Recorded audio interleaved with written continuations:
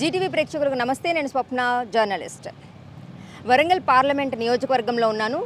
BRS party నుండి doctor Marepalli Sudheer Kumar, BJP party నుండి Aruri Ramesh, Congress party నుండి కడియం కావ్య, ఈ ముగ్గురు ఎంపీ అభ్యర్థులుగా పోటీ చేస్తున్నారు. మరి ఇక్కడ ఉన్నటువంటి ప్రజలను అడిగి తెలుసుకుందాం ఈ మూడు పార్టీలలో ఏ పార్టీ గెలవబోతుంది అనేది. అక్క నమస్తే. నమస్తే. మీ పేరు?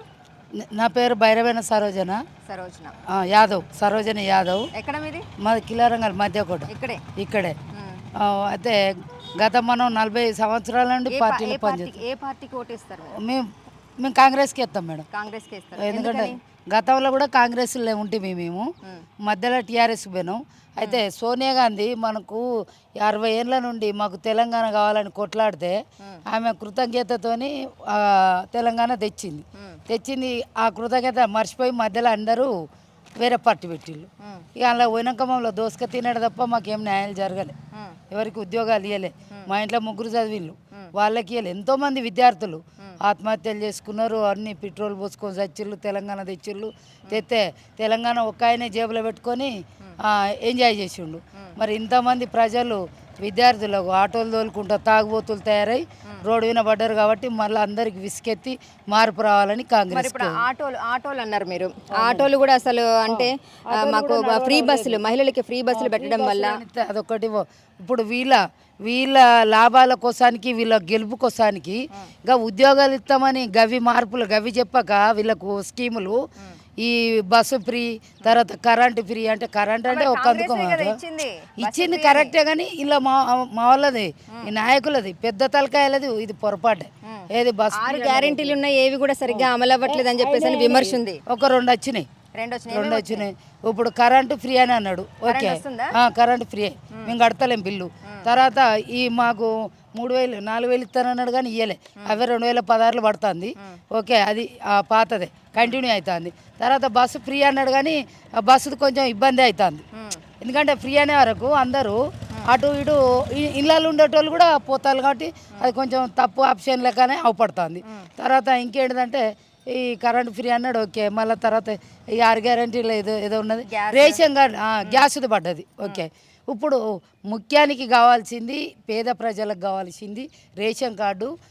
గౌరవనీయులైన రేవంత్ రెడ్డి గారైనా, సోనియా గాంధీ గారైనా, రాహుల్ గాంధీ గారైనా ఇప్పుడు ఈ ఎన్నికలు అయిపోయాక ముందుగాల మాకు రేషన్ కార్డులు ఇప్పించాలి. చాలా మంది పెళ్ళిళ్ళు అయ్యి పేదలు, ఎస్సీలు, ఎస్టీలు, తర్వాత మైనార్టీలు చాలా పేద వర్గంలో ఉన్నారు. ఇక మిగతా వాళ్ళంటే కొంచెం ఆర్థికంగా మంచిగానే ఉంటారు. అంటే రేపు సెంట్రల్ కాంగ్రెస్ ప్రభుత్వం వస్తేనే మీ 6 గ్యారెంటీలు అమలవుతాయని చెప్పేసి అని ఒక బయట వాళ్ళు కూడా కొంతమంది మాట్లాడుకుంటున్నారు. అది ఎలా తీసుకొచ్చి అంటారు? అది ఎలా తీసుకోవాలి? ఇవన్నీ వీళ్ళు గెలవడానికి, వీళ్ళ అధికారాల కోసానికి కాకుండా ఏంటంటే వాళ్ళు చెప్పడం, అది ఈ ఉద్యోగస్తుల విన మాట్లాడమను, స్టడీ విన మాట్లాడమను. కానీ ఇవన్నీ ఇడిచిపెట్టి వాళ్ళకు ఈ అనవసరంగా స్కీములు పెట్టడం అది కరెక్ట్ కాదని మేము అనుకుంటాను. కాంగ్రెస్ ప్రభుత్వం కరెక్ట్ చేయట్లేదు అంటారు. ఇప్పుడు కాంగ్రెస్ ప్రభుత్వం ఇప్పుడు చేస్తే కావచ్చు పాపం. ఎందుకంటే వాళ్ళు వచ్చి 4 నెలలు అవుతాయి. జనవరిలోనే మనకు ఓట్లైనా, డిసెంబర్లోనే అయినాయి. 60 ఏళ్ళ పరిపాలన ఉంది కదా, పరిపాలన ఉన్నది. కానీ అప్పటి నుండి వాళ్ళు అయితే ఏం దోసుక తినలేదు. వాస్తవానికి అయితే వాళ్ళు ఏం దోసుక తినలేదు అని మేము అనుకుంటాం. ఎందుకంటే అప్పుడు కాంగ్రెస్ ప్రభుత్వంలో ఉన్నోళ్ళు కూడా 50 ఎకరాలు, 10 ఎకరాలు, 100 ఎకరాలు సంపాదించలే. వీళ్ళందరూ మధ్యలో వాళ్ళందరూ అన్ని ఎకరాలు సంపాదించారు. మనం ఏ గల్లీ పోయినా ఎవడు సంపాదించుకున్నదే తెలిసింది. కార్లు, వాడు షెడ్ వేసుకొని పోయినోడు కూడా కార్లు మెయింటైన్ చేస్తాను. ఇక్కడ ఉన్న కార్పొరేటర్లు కూడా కార్లు మెయింటైన్ చేసి కోట్లు సంపాదించిందని. మొత్తానికి రాజకీయ నాయకుల భవిష్యత్తు మారుతుంది కానీ సామాన్య ప్రజల భవిష్యత్తు మారట్లేదు అంటారు మీరు. ఇప్పుడు సామాన్యుడే ఖరాబ్ అవుతాండి. ఎక్కడ వాళ్ళు ఎటు పోయినా కూడా వాళ్ళు మంచిగా మిద్దె వెన్నే కూర్చుంటారు, పరుపుల వెన్నే కూర్చుంటారులే తప్ప ఇప్పుడు ఈ రేషన్ కార్డు ఇస్తే వాళ్ళకు కొంచెం ఉపయోగపడుతుంది ఈ 6 గ్యారెంటీలలో అని నా అభిప్రాయం. ఎందుకంటే ఇది చాలా రోజుల నుండి పెండింగ్లు ఉన్నది కదా మేడం. ఇక కాంగ్రెస్కి వేస్తాం మేడం. ఎందుకంటే ఇది కూడా మార్పు చూడాలి కదా. మార్పు చూసినాక మళ్ళీ మన చేతలేదేనే ఓ 5 ఏళ్ళు చూసినాక మళ్ళీ కమ్మమలపచ్చు కదా. మరి 5 సంవత్సరాలలో దోచుకునేంత దోచుకుంటారు కదా. దోసుకునేది మనకు అవపడుతుంది కదా. వాళ్ళు ఏమి ఇచ్చిళ్ళు? ఇప్పుడు వీళ్ళు ఈజీగా చెప్పిళ్ళు 6 గ్యారెంటీలని కవర్, అది పేపర్ మీద.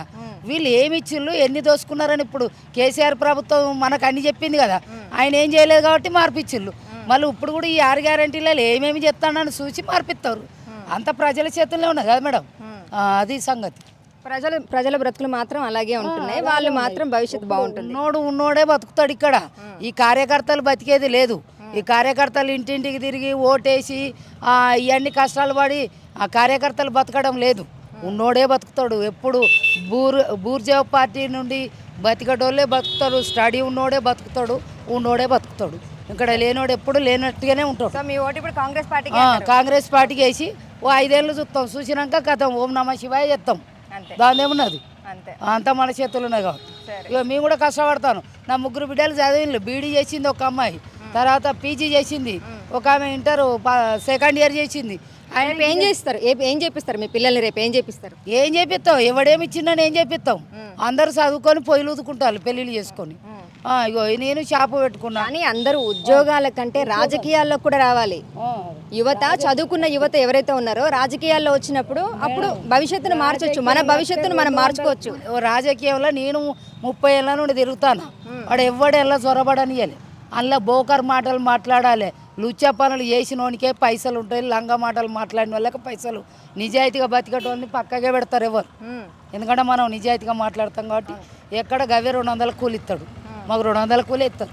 ఎవడో 10,000 ఇచ్చిన వాళ్ళు లేడు, 1000 రూపాయలు ఉంచుకోని వాళ్ళు కూడా లేరు. అదే కార్యకర్తలకు ఇచ్చినట్టే, తిరిగిన వాళ్ళకి ఇచ్చినట్టే మాకు ఇస్తారు.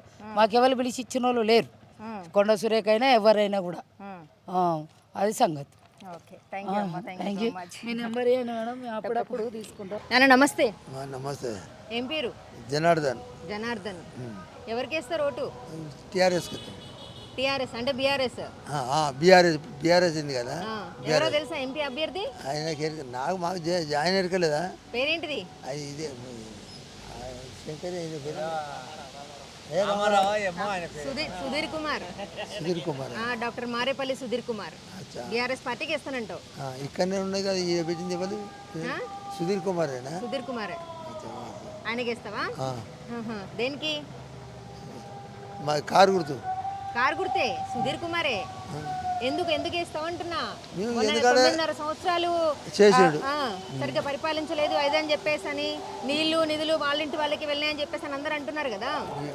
అయ్యో నాకైతే ఆయన నచ్చింది చెప్తాను, ఎవరి ఇష్టం వాళ్ళు. మరి ఉన్నది చెప్పాలా కానీ. మొన్న ఎవరికి వేసినావు? ఆయనకే వేసిన. దానికే వేసినావు. సో ఇప్పుడు ఎంపీ ఎలక్షన్స్ కి సుధీర్ కుమార్కి వేస్తావు.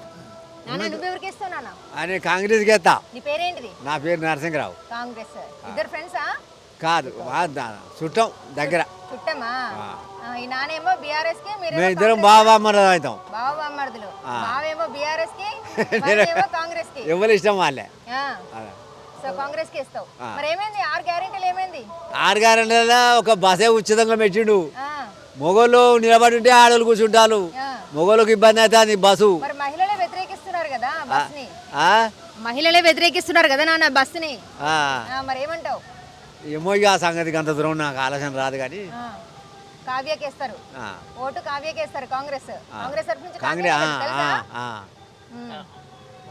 నువ్వు నాన్న? మేము కాంగ్రెస్. ఇప్పుడు కాంగ్రెస్ మేము ఎప్పటికైనా కాంగ్రెస్ ఉంటాం. ఇప్పుడు కావ్యకే వేస్తాం ఓట్లు. ఇప్పుడు సీఎం అప్పుడైనా ఎప్పుడైనా కానీ మేము కాంగ్రెస్. టీఆర్ఎస్లో ఎన్నడూ పోలే. అనుభవం ఏం లేదు కదా కావ్యకి. కావ్యకి రాజకీయ అనుభవం ఏం లేదు కదా. ఎందుకు లేదు? ఆమె చదువుకున్న వ్యక్తి, డాక్టరు. డాక్టర్ అంటే ఆమె డాక్టర్. ఇప్పుడు రాజకీయంలోకి వచ్చినా కాబట్టి ఆమెకు ఎందుకు లేదు? ఉంటుంది కదా వచ్చినాక. ఆమె బట్టి లేరా ఉన్నోటోళ్ళు ఉన్నారు కదా. ఇప్పుడు కొండవాళ్ళు ఉన్నారు, కొండ సురేఖ ఉన్నది, వాళ్ళు ఇంకా రాజకీయ నాయకులు ఉన్నారు కదా, కాంగ్రెస్ నాయకులు ఉన్నారు కదా. ఆమెకు తెలియకున్నా కానీ అనుభవం లేదు. కానీ అనుభవం అంటే నడుతుంటే ఇప్పుడు గెలిచిందంటే 10 మందిలో తిరుగుతుంటే ఆమెకే వస్తుంది, అనుభవం వస్తుంది. ఎందుకు? ఆమె చదువుకున్నది కాబట్టి ఆమెకు తప్పకుండా వేస్తాము. ఆమె గెలిస్తే చూస్తా తప్పకుండా. సరే, వేరే వాళ్ళు సీనియర్స్ ఉన్నారు కదా, మరి కావ్యకే ఇవ్వడానికి గల కారణం ఏంటి? ఎందుకు? వేరే వాళ్ళు ఉన్నారు కదా. ఇప్పుడు కావ్య అంటే కొత్తగా వచ్చింది, ఆమె డాక్టర్ చదివింది. సో ఆమెకే ఇవ్వడానికి గల కారణం ఏంటి? కాంగ్రెస్. ఎందుకంటే నేను ఎప్పటికీ కాంగ్రెస్ ప్రభుత్వం వచ్చినా కానీ అల్లనే ఎత్తాలి కాబట్టి కాంగ్రెస్కి ఎత్తానా అంటాడు. అంతే అంతే. మరి అంతే. నేను ఎప్పటికీ కాంగ్రెస్. నేను కారు టీఆర్ఎస్ దానికి దీనికి ఏం చేయను, సపోర్ట్ చేయను. నేను కేవలం కాంగ్రెస్ కి. ఎప్పటికి కాంగ్రెస్కి వేస్తాను. నేను ఎప్పటికి కాంగ్రెస్కి వేస్తాను ఓటు. నాకు అవసరం లేదు. నాకు కాంగ్రెస్కి ఏ అభ్యర్థి ఉన్నా ఆ అభ్యర్థికే నేను ఓటు వేస్తాను. ఓకే అంటే ఆ గుర్తును చూసే వేస్తాండ్రు అదే గుర్తుకు మనిషిని చూసి కాంగ్రెస్ కాదు. గుర్తుకే చెయ్యి గుర్తుకేస్తాను చూసి కాదు ఓకే ఓకే నాన్న నమస్తే నమస్తే అమ్మ. ఏం పేరు నా పేరు భాస్కర్ అమ్మ. కిరావని షాబుల్ భాస్కర్. నేను గ్రెయిన్ మార్కెట్లో పనిచేస్తాను. నేను ఏ పార్టీకి వేస్తారు ఓటు నేను కాంగ్రెస్ కాంగ్రెస్ కాంగ్రెస్ ఎవరున్నారు తెలుసా ఎంపీ అభ్యర్థి ఎందుకే ఎవరు కవిత కావ్య కావ్య కావ్య కడియం కావ్య కావ్య కావ్య ఎందుకంటే ఇదివరకు ఆయన తెలుగుదేశం ప్రభుత్వం చేసింది కాబట్టి అప్పుడు నా ఆయన ఒక సీఎం హోదాలో కూడా ఉన్నాడు కాబట్టి ఎవరు కడియం శ్రీగారు ఉన్నాడు వాళ్ళ బిడ్డగా అందుకుంటే అవును అందుకుంటే ఆమెకి ఓటేస్తామని ఆలోచన. ఎందుకంటే ఇవరకు మేము టీటీలో పనిచేసినాం, తర్వాత మేము కాంగ్రెస్కి వచ్చినాం. ఆ విషయం కాదు, ఇక్కడ కొండా సురేఖ అభిమానంతోనే మేము వేస్తాం. ఇక్కడ కొండా సురేఖ అభిమానంతోనే ఆమె చూసి కాదు, కొండా సురేఖ చూసేస్తాను ఇక్కడ మేము. మరి అభ్యర్థి ఎంపీ అభ్యర్థి కడియం కావ్యే కదా, కొండా సురేఖ మేడం చూసేసి అట్లా కదా, ఆమె మాకు ఇక్కడ మాకు ఇక్కడ న్యాయం చేస్తుంది. మాకు ఇక్కడ ఆమె మంచి న్యాయం చేస్తుంది. కిలవరంగల్లో న్యాయం చేస్తుంది కాబట్టి మేము చేస్తాం అమ్మా. అట్లా అదే కాదు ఏ అభ్యర్థి అని కానీ ఈ 6 గ్యారెంటీలు అమలు అయినాయి కదమ్మా. కాకపోతే ఒక్కటే మాట, ఒక బస్సు బాబద్ద తీసేస్తే మంచిదని ఆలోచిస్తుంది. అది ఒక్కటి బస్సు బాబు తీసేయాలి. రేవంత్ రెడ్డి అంటారు వ్యతిరేకించాలి, స్త్రీలు వ్యతిరేకించాలి. అది దాని చూస్తే కొంచెం సేవ చేస్తే మిగతా వాడికి తక్కువ బస్సు తక్కువ వేయండి. మిగతా వాడికి అది సేమ్ చేసి ఒక 50 రూపాయలు తగ్గియండి. ఆ తగ్గితే అది మంచితనం అనే ఆలోచన ఉంది. ఒకటే పొరపాటు కాంగ్రెస్ ప్రభుత్వం చేస్తే ఒకటే పొరపాటు. అన్నిటికీ 100 పాటు 100 బరాబర్ చేయండి. ఇచ్చిన హామీలు ఏవి కూడా నెరవేర్చట్లేదు రైతులకు కానీ 100 రోజులలో ఆయన చేస్తాడు. ఇవాళ పేపర్స్ చూడండి, ఇవాళ పేపర్స్ చూడండి. 15 ఆగస్టు రోజుల్లో చూస్తే ఆయన 2 లక్షల రూపాయలు రుణం తీస్తాను ఒప్పుకోలేదు. 15వ తారీఖు ఆగస్టు నాడు, ఆగస్టు లోపే ఇస్తాను చెప్పన్నాడు. అది మాత్రం కంపల్సరీ అవుతుంది మేడం. ఇప్పుడు కాదు, 10 సంవత్సరాలు కాంగ్రెస్ ప్రభుత్వం ఎవరికి టీఆర్ఎస్ టీడీపీ ట్రైన్లో ఆ విధంగా వెళ్తారని ఆలోచన నాకు. అంటే అది సిద్ధాంతం.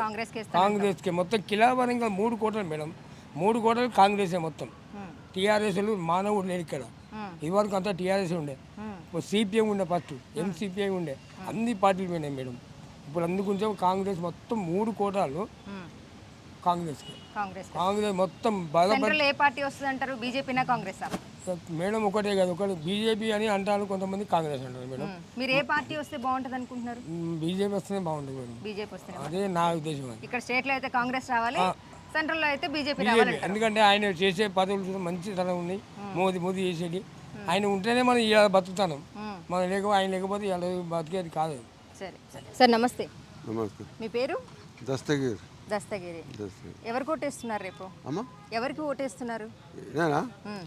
ఇక ఎవరో చెప్తాం. ఇక ఏ పార్టీ వస్తే బాగుంటుంది అనుకుంటున్నారు? ఏ పార్టీ అయినా ఎవరు వచ్చినా కూడా ఏం లేదు మాకు. ఎవరు వచ్చినా ఏమి అయ్యేది లేదు అంటే ఆనాలు అటు చేసేటోనికి వేయాలి. అంటే మామూలుగా అసలు వీళ్ళు వస్తే కొంత పర్వాలేదు అన్నట్లుగా ఎవరు అనుకుంటారు? చేతి గుర్తుకే వేస్తాం. చేతి గుర్తుకే ఇస్తారు, అంటే కాంగ్రెస్కి ఇస్తారు. ఇక్కడ ఎవరో తెలుసా ఎంపీ అభ్యర్థి? కొండ సురేఖ. కొండ సురేఖ కాదు కదా, కడియం కావ్య. కడియం అదే ఉన్నది కానీ కొండ సురేఖ ముఖం చూసి వేస్తాం మేము. ఇక్కడ కొండ సురేఖ మేడం మొహం చూసే వేస్తాము, కానీ ఎంపీ అభ్యర్థి కడియం కావ్య. అదే ఓకే అన్న నమస్తే. నమస్తే. ఏం పేరు? నా పేరు ప్రేమ్ సాగర్ అండి. ప్రేమ్ సాగర్. నల్లిగంటి. ఏ పార్టీ వస్తే బాగుంటుంది అనుకుంటున్నారు? టీఆర్ఎస్ అండి. టీఆర్ఎస్. ఎవరు ఎంపీ అభ్యర్థి? సుధీర్ బాబు, డాక్టర్ మారపల్లి సుధీర్ బాబు. సుధీర్ కుమార్కి ఓటేస్తున్నారు. మరి ప్రత్యర్థులు అంటున్నారు అసలు సుధీర్ కుమార్కి ఎలాంటి అనుభవం లేదు, అంటే ఇప్పుడు తీసుకొచ్చి బీఆర్ఎస్ పార్టీ తరపు నుంచి ఎంపీగా అభ్యర్థిగా నిలబెట్టారు అని చెప్పేసి అని ప్రత్యర్థులు అంటున్నారు కదా. అమ్మ నేను చెప్పేది ఒకటే, గతంలో అంటే మనకు వాటర్ ఫెసిలిటీస్ ఎట్లుండే ఒక 25 ఇయర్స్ ఇక్కడ కిలవరంగల్ అంటే చాలా బాయిల కాడికి పోయేది, కోట అటు పోయేది ఇటు పోయేది, మొత్తం తెలంగాణ జిల్లాలలో ఎట్లుండే వాటర్ ఫెసిలిటీ ఎవరన్నా అనుకున్నారా? నల్ల నీళ్ళు ఇంటి వరకు వస్తాయని. ఎక్కడో మన ఫారెన్లో ఈయనది అంటే మిషన్ భగీరథ ద్వారా మనకు నీళ్ళు ఇచ్చిండు, కరెంటు 24 అవర్స్ కరెంట్ ఇచ్చిండు. ఒక్క అజంజాయి మిల్లు పోతే 15 అజంజాయి మిల్లులు లాంటి అక్కడ కాకతీయ మెగా టెక్స్టైల్ పార్క్ అక్కడ ఒకటి, సూపర్ స్పెషాలిటీ హాస్పిటల్ అక్కడ ఒకటి కట్టించిండు. రోడ్లు డ్రైనేజీలు కానీ ఏది కానీ ఎక్కడైనా చూడండి ఒకసారి. కాంగ్రెస్ హయాంలో ఎట్లుండే ఇప్పుడు ఎట్లుండే. అంతకుముందు తెలంగాణ గురించి టీఆర్ఎస్ అంటే తెలుగుదేశం పార్టీ కానీ కాంగ్రెస్ పార్టీ కానీ బీజేపీ పార్టీ కానీ ఇవేమన్నా వాయిస్ ఇప్పేదా? దాంట్లో ఉండేటోళ్ళు ఎవరన్నా తెలంగాణ గురించి మాట్లాడేదా? ఎప్పుడన్నా వాళ్ళకి ఏమన్నా ఒక పదవి ఇస్తే నోరు మూసేది. తెలంగాణ అనేదాన్ని ముందు తీసుకు ఒక పార్టీ పెట్టి తనకు వచ్చిన ఒక డిప్యూటీ స్పీకర్ పదవిని అటు వదిలిపెట్టి 2001 పార్టీ పెట్టి మన తెలంగాణ గురించి కేసీఆర్ గారు అంటే ముందుకు వచ్చి ఎన్నో ఆటుపోట్లు తిని ఒక సందర్భంలో వైఎస్ఆర్ కూడా పార్టీ అంటే కుల పరిస్థితి ఏర్పడ్డది. ఎందుకు ఎమ్మెల్యేలను కొన్నాడు అక్కడ. తర్వాత తెలంగాణ ఉద్యమం కేసీఆర్ గారి దీక్షతోనే కదా ముందుకు నడిచింది. తర్వాత అన్ని పార్టీలు తర్వాత కలిసి వచ్చినాయి. దాంట్లో ఉండే జేఏసీ కోదండరాం కూడా అంటే కేసీఆర్ పిలుపుతోనే దీంట్లోకి వచ్చి అందరూ వస్తేనే కదా, కేసీఆర్ దీక్షతోనే కదా ప్రజలంతా అయ్యో మా గురించి ఎవరో కేసీఆర్ గారు అక్కడ దీక్ష చేస్తారట పాండి అని చెప్పి విద్యార్థులు అటు ఉస్మానియా మండిందంతా కేసీఆర్ వల్లనే కదా. మరి అప్పుడు ఆ పార్టీలలో ఉన్నటోళ్ళు ఎందుకు తెలంగాణ గురించి ప్రశ్నించలే? పదవి ఇస్తే ఎందుకు నోరు మూసుకొని ఉన్నారు? అంటే నీళ్లు, నిధులు, నియామకాలు అవన్నీ కూడా కేసీఆర్ కుటుంబానికే చెందినే తప్ప సామాన్య ప్రజలకి ఏమీ అందలేదు అని చెప్పేసి ఒక విమర్శ ఉంది. సో దానికి ఏమంటారు? నీళ్ళు వచ్చినాయి, నీళ్ళు నిధులు నియామకాలు నీళ్ళు వచ్చినాయి, నిధులు కూడా తీసుకొచ్చిండ్రు. ఐటీ మినిస్టర్ మన రామన్న గారు హైదరాబాద్ను మరో ఖాళీ అంటే ఆయనకున్న విజన్లా ఇంతవరకు నాకు తెలిసి అంత విజన్ ఉన్న నాయకుడు ఇండియాలోనే ఎవరు లేరు కావచ్చు ఐటీ మినిస్టర్. ఎందుకంటే ఐటీ అంటేనే మన రామన్న పేరు చెప్పుకోవాలి మనం. నియామకాలు అంటే కొన్ని అయినాయి, కొన్ని కాలే, అవి కూడా చేసు అంతే. సో ఇప్పుడు మరి అసెంబ్లీ ఎన్నికల్లో ఎందుకు ఓడగొట్టారంటారు ప్రజలు? ఎవరిని?